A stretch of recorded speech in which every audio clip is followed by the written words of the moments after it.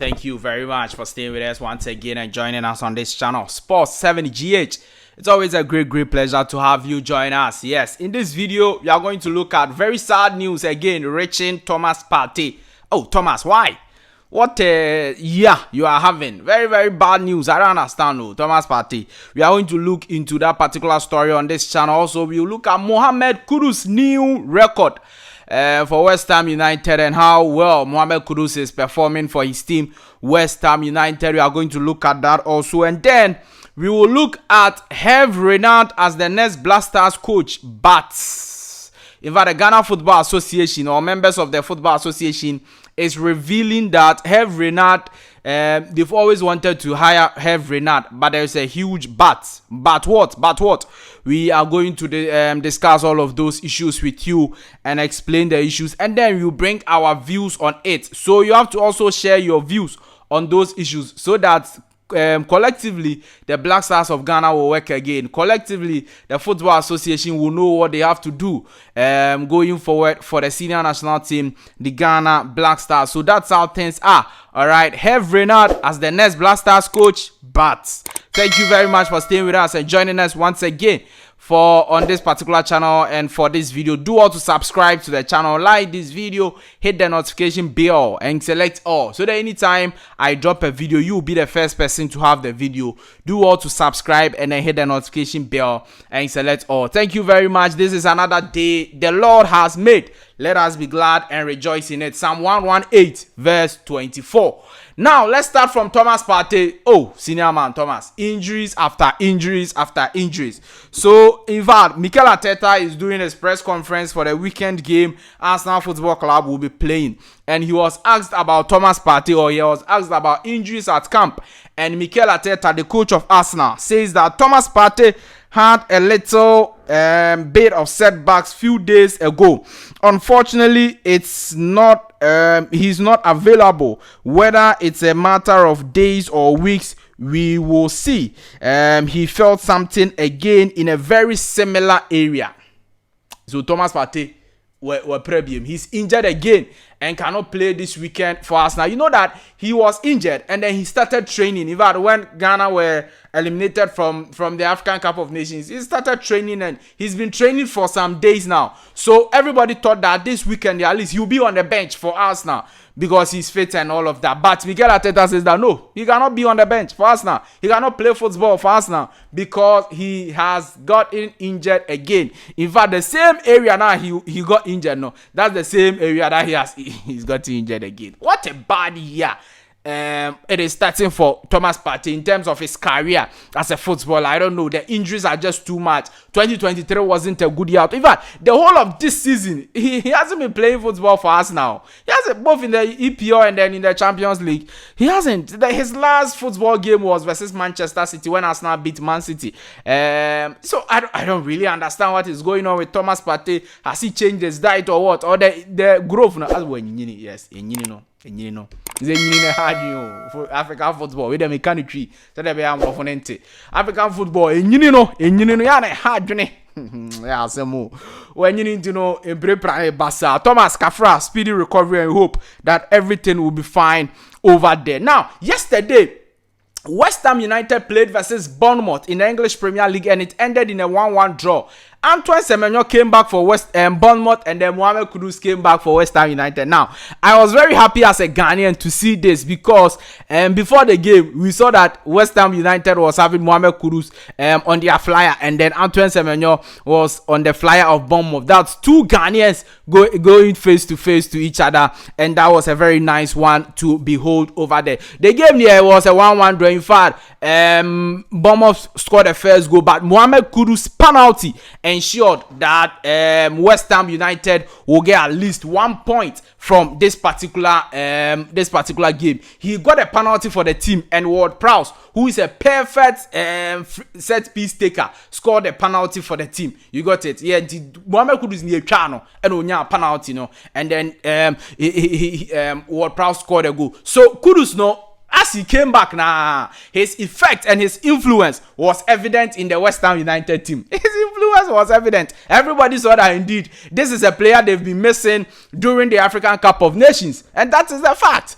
So Kudus Mohammed, he's just on another roof. But you see, in the English Premier League, okay, this season, he's part of the few players who have a higher SG. When the SG means that expected goals, so the number of goals he has to score in the English Premier League, he's the second player with more expected SG, and that's good. If you talk about the English Premier League, you have a lot of key players, fantastic players, Haaland, De Bruyne, Mohammed Salah, Watkins. You can mention the big players, Son, Richarlison, all of these big names are there. But then Kudus Mohammed, the Ghanaian international, fantastic Ghanaian talent, the star boy of the senior national team, the Ghana Blasters, is having one of the high XGs, expected goals, in all the games he's played for West Ham United in the English Premier League. And that is something to behold and something to praise Kudus Mohammed for. Kudus is making Ghana very, very proud, and he's lifting the flag high,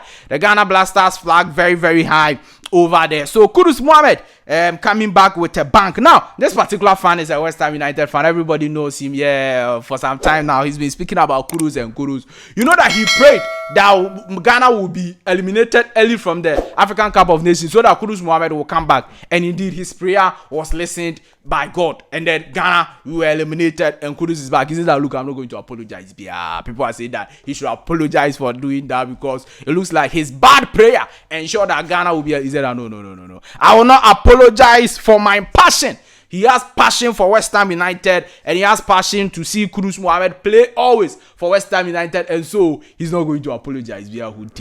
If I cry, I agree with him. He shouldn't apologize because it is not what he said in Ghana Befi, Okay, it's the performance of Ghana that ensured that we were eliminated from the group. That's the point. We are bad. We are born. Ghana Blasters. The team is not good. So if you are eliminated, you are eliminated. It's not because of what somebody said or what somebody prayed about. No, it's not true. Do you get the point? Yeah. All those people, Nigeria and other teams who are in the quarterfinals now, some other team players or fans are also praying that they will come out, but they are still there. So it's not about the prayer. All right, good. That's my point. Now, Fred Achi is part of the executive committee of the Ghana Football Association, and he has reviewed that the next Blasters coach there, if it is left to the Ghana Football Association, they are going to appoint Renard. But then the thing is that Renard, yes, he wants to come to Ghana and come and coach as the Black Stars coach. He's always want. Now, do you know that Renard, he's been part of the Ghana technical team before? When Milovan Rajevad or Cloyd Roy or something like Milovan Rajevad, when he was here, this particular manager, Renard, was the physical trainer of the Black Stars. So he's been part of the Black Stars technical team before. Now, he says that Fred Achi says that the coach there, he wants to come to Ghana. Whenever he's contacted about a Ghana job, he's excited about coming to Ghana. But because he's a very good coach, his demands are very high.